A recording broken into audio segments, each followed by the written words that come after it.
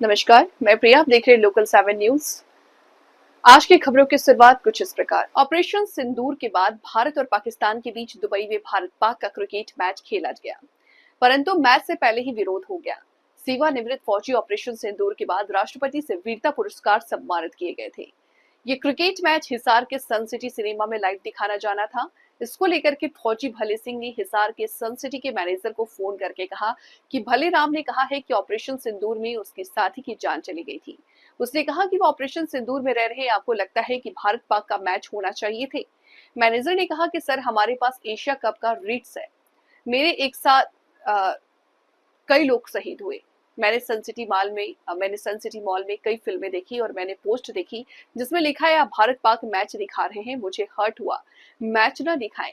Manager ने कहा कि मैं आपकी भावना की कदर करते हैं, मैच नहीं चलाएंगे, हम मैच को लाइव टेलीकास्ट नहीं करेंगे। भले सन सिटी मैनेजर का दिल से आभार किया। भले सिंह ने कहा कि सन सिटी के मैनेजर कर्ण यादव का आभार व्यक्त किया है, उन्होंने पहलगांव में अपनी जान गंवाई, उनके परिजनों का मान सम्मान किया। मैनेजर कर्ण यादव ने कहा कि सेवानिवृत्त फौजी की भावना को सुनते हुए भारत पाक प्रसारण पर रोक लगा दी गई। आज शाम को दुबई में भारत पाक का मैच होना था। मेरे पास कुछ 4:30 बजे के करीब उनका कॉल आया था जी। ठीक है, उन्होंने सबसे पहले वर्डिंग मुझसे यूज़ की कि आप मैच को टेलीकास्ट कर रहे हैं। मैंने कहा जी अभी ऑफिशियल राइट्स तो नहीं आए हैं, बट हम वेट कर रहे हैं, शाम तक हमारे पास ऑफिशियल राइट्स आ जाएंगे और हम टेलीकास्ट करेंगे इसको। बोला सर देखो, हमें आपसे एक बात करनी है छोटी सी। बोला हमारी ना दिल को बड़ा आघात पहुंच रहा है इस चीज़ से कि हम देश में ना, मैंने ऐसे ऐसे, उन्होंने अपनी बायोग्राफी बताई कि मैंने ऐसे ऐसे वीरता पुरस्कार मुझे राष्ट्रपति जी से मिला हुआ है और हमने, मेरे काफ़ी गहरे दोस्त उसमें शहीद हुए हुए हैं। ठीक है, तो बोला हमारे दिल को आघात पहुंच रहा है कि आप लोग ये मैच का टेलीकास्ट कर रहे हैं। मैच ज़रूरी नहीं है, देश से ऊपर नहीं होता। ठीक है, तो मुझे उनकी बातें बड़ी अच्छी लगी और थोड़ी दिल को लगी मुझे उनकी बातें कि उनको हमारी किसी चीज़ की वजह से आघात पहुंच रहा है। तो मैंने उनको वादा किया कि हम व्यापार अलग चीज़ है, देश अपनी जगह है। ठीक है जी, बोला हम इस मैच को टेलीकास्ट नहीं करेंगे। मैंने उनको कमिटमेंट किया इस चीज़ का। मैंने कहा राइट्स हो चाहे ना हो, हम आपसे वादा करते हैं कि हम इस मैच को टेलीकास्ट नहीं करेंगे इस हाल में। ये जो फौजी कहाँ के रहने वाले थे, क्या नाम था और क्या किस तरह का उन्होंने वीरता का काम किया? एग्जैक्टली सर, मैं नहीं जानता इस चीज़ को। मेरा फर्स्ट टाइम बात करता हुआ था, कुछ टैंगो चार्ली नाम से उनका ट्रूकॉलर पे नंबर आ रहा था।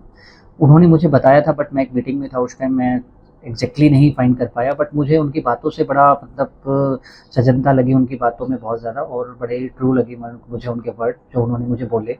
उस टाइम पे 3 मिनट की हमारी कुछ बात हुई थी, तो मुझे बातों बातों पे लगा और उसी टाइम मैंने डिसीजन, मतलब मेरे मुंह से निकला, मैंने मैनेजमेंट से डिस्कस किया, तो उन्होंने इस चीज़ को आग्रह किया। सन सिटी मैनेजमेंट की पूरी टीम ने उसको सराहा उस चीज़ को कि बोला हम नहीं चलाएंगे, कोई दिक्कत, एक मैच देश से बड़ा नहीं हो सकता।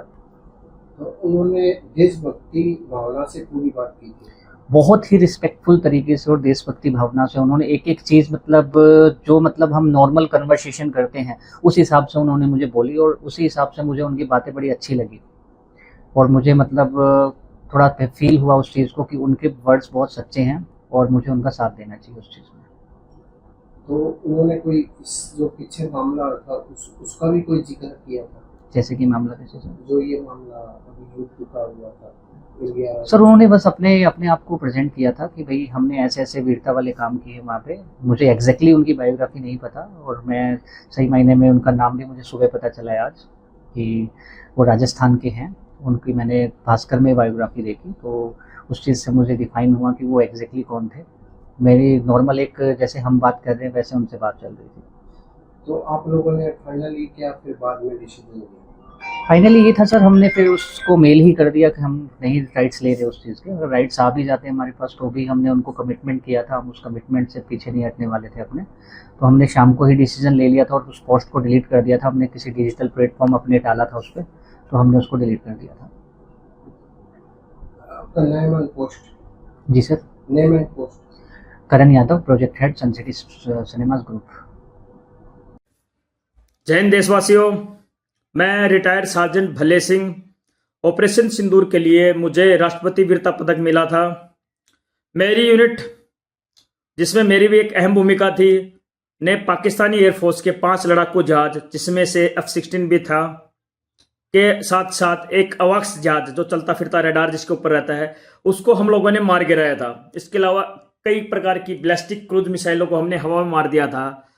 इस वीडियो के माध्यम से मैं सन सिटी मल्टीप्लेक्स हिसार का तहे दिल से धन्यवाद कहना चाहता हूं। पूरी मैनेजमेंट का, स्पेशली मिस्टर करण यादव का, जिन्होंने मेरी अपील पर भारत और पाकिस्तान का एशिया कप होने वाले मैच का ब्रॉडकास्ट करने से सन सिटी मल्टीप्लेक्स में इनकार कर दिया।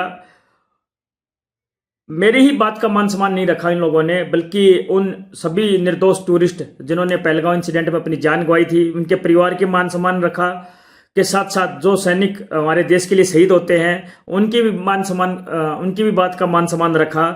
मैं एक बार पुनः पूरे सन सिटी मैनेजमेंट सन सिटी मल्टीप्लेक्स हिसार को और मिस्टर कर्ण यादव को तहे दिल से धन्यवाद देता हूं। आपने भी ये कार्य करके एक प्रकार से एक अच्छा खासा देशभक्ति वाला काम कर दिया है। धन्यवाद। जय हिंद।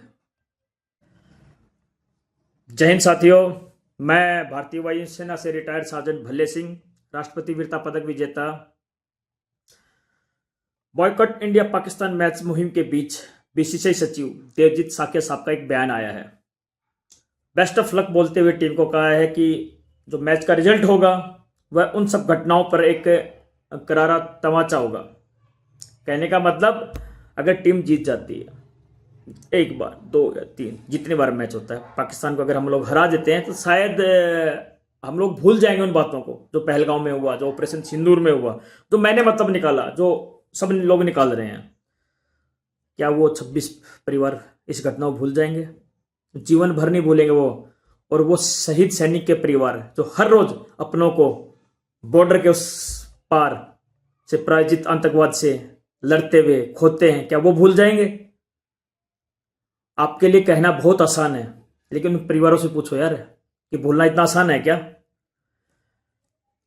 इस मैच से आने वाली कमाई से पाकिस्तान गोलियां खरीदेगा, हथियार खरीदेगा।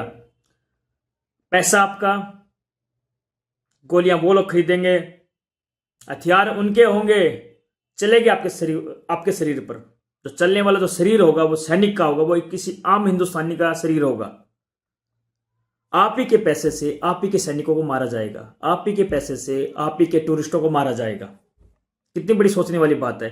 जो कूटनीति और रणनीति की बात करते हैं कि मल्टीनेशनल टूर्नामेंट में खेलना मजबूरी है, कूटनीति और रणनीति है, जब आप 50% टैरिफ के खिलाफ खड़े हो सकते हो, जब आप चाइना के खिलाफ टिकटॉक को बैन करके, चाइनीज लड़ियों का विरोध करके उनके खिलाफ खड़े हो सकते हो। चाइना जैसा मार्केट तो नहीं है ना पाकिस्तान की औकात ही क्या है? आप पाकिस्तानी क्रिकेट को ऑक्सीजन दे रहे हो, उनकी कोई औकात नहीं है, आप औकात बना रहे हो। You are giving money to them just to kill you. जो कूटनीति और रणनीति की बात करते हैं ना, उनके लिए बता देता हूं, आप ही के पैसे से आप ही को ही मारेंगे। भाई स्पॉन्सर और ब्रॉडकास्टर की ऐसा क्या मिल रहा आप लोगों को यार कि जो आप मैच कैंसिल नहीं करवा सकते हो?